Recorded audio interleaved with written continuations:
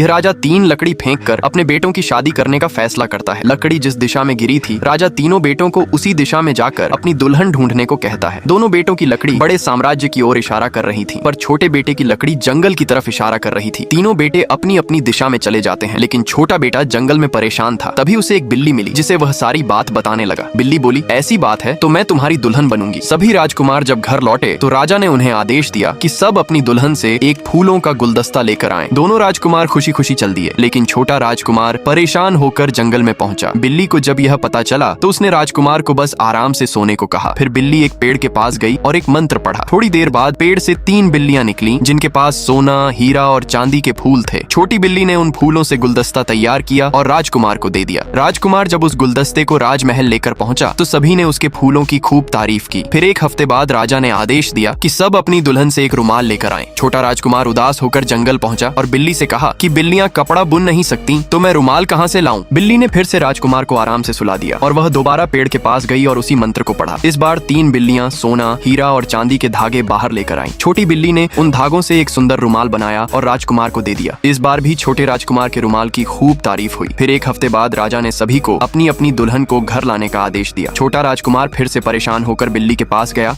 और कहा, मैं एक बिल्ली को महल में कैसे लेकर जा सकता हूँ? यह सुनकर बिल्ली ने उसे फिर से सोने को कहा और उसी पेड़ के पास गई और एक खास मंत्र पढ़ा, जिससे पेड़ से तेज रोशनी निकलने लगी। बिल्ली जैसे ही उस रोशनी में गई, वो एक सुंदर राजकुमारी में बदल गई। राजकुमार जब जागा तो उसे देखकर हैरान हो गया। राजकुमार बहुत खुश हुआ और राजकुमारी को गले से लगा लिया। फिर जब दोनों महल में पहुंचे तो राजकुमारी को देखकर सब हैरान हो गए, क्योंकि छोटे राजकुमार की दुल्हन सबसे सुंदर थी। इसी खुशी में 7 दिनों तक लगातार उत्सव मनाया गया।